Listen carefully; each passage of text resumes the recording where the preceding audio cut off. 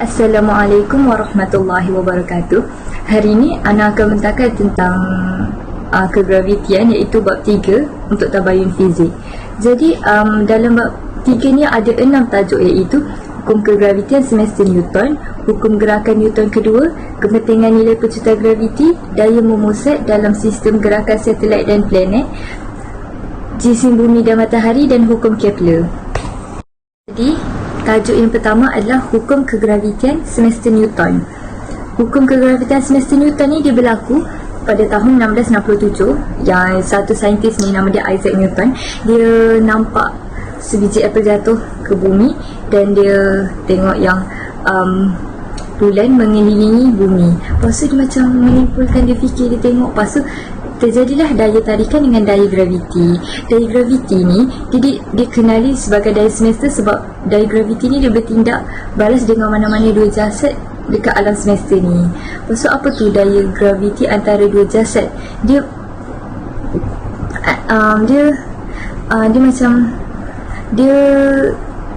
daya graviti dia terbentuk secara berpasangan dan dua-dua jasad mempunyai daya graviti dan magnetik yang sama. Lepas tu apabila jisim bertambah, daya yang dikenakan lebih tinggi. Lepas tu dua hubungan yang melibatkan daya graviti antara dua jasad.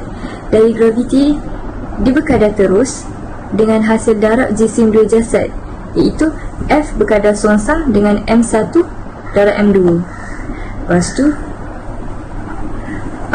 daya graviti berkadar songsang dengan kuasa 2 jarak antara pusat dua jasad itu, iaitu F berkadar songsang 1/2.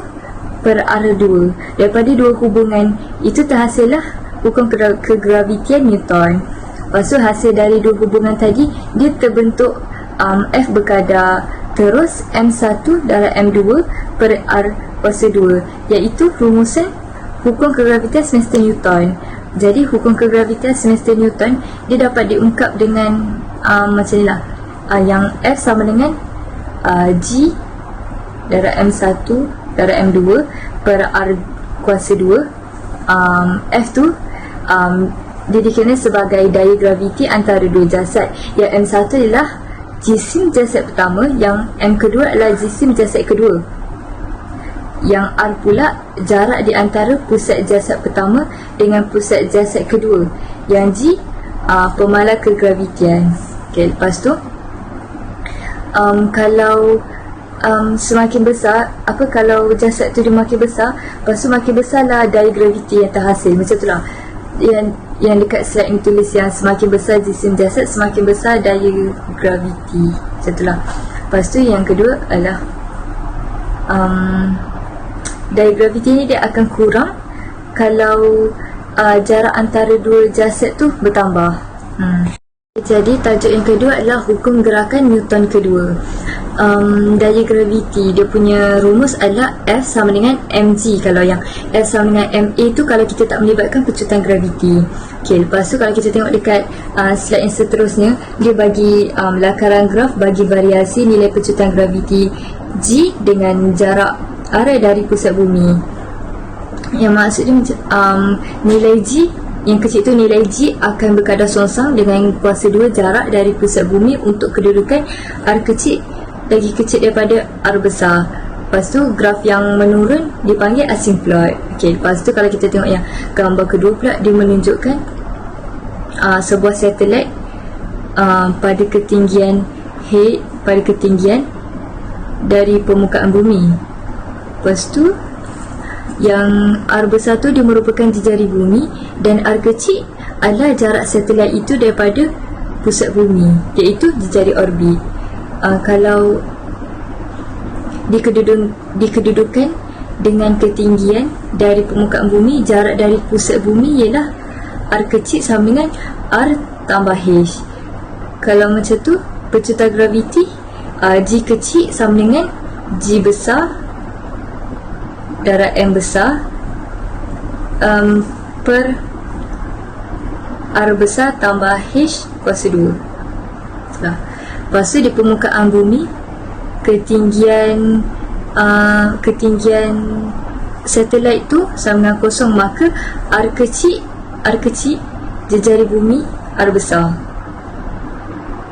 Pecutan graviti di permukaan bumi, dia rumus dia adalah G kecil sama dengan G besar per R besar kuasa 2. Yang M tu adalah jisim bumi. Jadi seterusnya adalah yang ketiga, iaitu kepentingan nilai pecutan graviti. Apa kepentingan nilai pecutan graviti ni? Kepentingan dia adalah kita tahu pecutan graviti di jasad lain macam planet, bumi dan matahari. Lepas tu magnitude daya graviti dekat sesuatu objek di permukaan planet boleh dihitung. Yang ketiga adalah memainkan peranan penting untuk penerokaan angkasa dan kelangsungan bumi. Jadi tajuk yang keempat adalah daya memusat dalam sistem gerakan satelit dan planet. Kalau kita tengok dekat slide yang seterusnya yang gambar bumi tu, kalau macam kita tengok ada satelit dia sedang orbit bumi dengan laju yang seragam, tapi sentiasa alami perubahan arah gerakan walaupun laju dia sama. Lepas tu laju jasad adalah berbeza. Apabila jasad tersebut bergerak dalam bulatan dan laju yang sama, jasad tu dia melakukan gerakan membulat seragam. Dan kalau dia melakukan gerakan membulat seragam tu, daya memusat akan bertindak dengan arah yang sentiasa menuju ke pusat. Lepas tu yang slide kedua adalah magnitude daya memusat bergantung pada tiga benda ni, iaitu jisim jasad, laju linear gerakan membulat dengan jejari bulatan. Macam kita tengok ada 5 rumus dan penerangan laju linear. Jadi laju linear ni adalah laju jasad pada waktu tertentu bila jasad membuat gerakan membulat. Lepas tu ramalan Isaac Newton. Kalau objek tu, contohlah dalam slide yang seterusnya tu yang gambar bumi, lepas tu ada benda-benda tu. Lepas tu kalau contoh objek dari P tu kan, objek tu dia dilancarkan dengan laju linear yang rendah, maka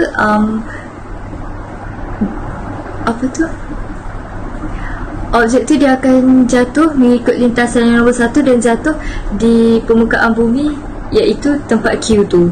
Tapi kalau objek ni dilancarkan dengan laju linear yang tinggi, dia akan lalu lintasan nombor 2 ni dan dia akan mengelilingi bumi. Jadi jika dibandingkan rumus daya F sama dengan MA tu dengan rumus daya pemusat, iaitu F sama dengan mv2 per R tu, akan terhasillah rumus pecutan memusat, iaitu A sama dengan V2 per R. Lepas tu dari A sama dengan V2 per R tu, V tu laju linear satelit dan R tu jejari orbit satelit. Okay, jadi tajuk yang kelima adalah jisim bumi dan matahari. Okay, jisim bumi dan matahari. Rumus untuk kita cari bumi atau matahari adalah M sama dengan 4 pi 2 R3 per GT2. Okay. Lepas tu kalau kita data yang kita kena ada, kalau kita nak kira jisim bumi adalah jejari orbit mana-mana satelit atau bulan dan tempoh peredaran dia. Tapi kalau kita nak cari jisim matahari, data yang kita kena ada adalah jejari orbit mana-mana planet atau tempoh dan tempoh peredaran planet.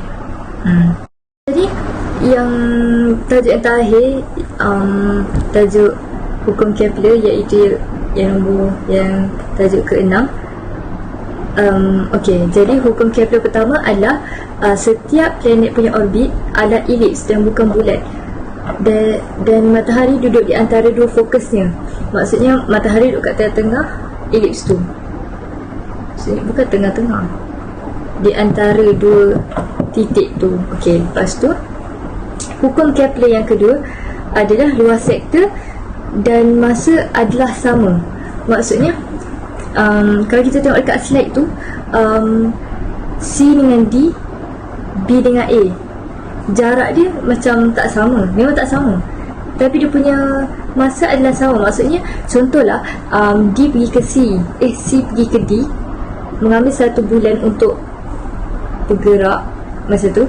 Dan kalau A pergi ke B pun mengambil 1 bulan. Tapi walaupun jarak C dengan D ni dia pendek kan, sebab kalau planet melalui situ, dia akan bergerak dengan lebih lambat. Dan bila dia dekat dengan matahari, dia akan bergerak laju daripada C ke D ni. Maksudnya kalau A ke B ni, dia pun mengambil, contohlah dia mengambil 1 bulan juga untuk pergi. Tapi walaupun dia lebih panjang, dia punya luas C dengan D dengan A dengan B, luas dia tetap sama. Sebab dia punya masa yang masa yang dilalu tu adalah sama. So luas dia tetap sama walaupun dia punya jarak tu berbeza. Okay, jadi itu je daripada Ana. Sekian, terima kasih. Assalamualaikum warahmatullahi wabarakatuh.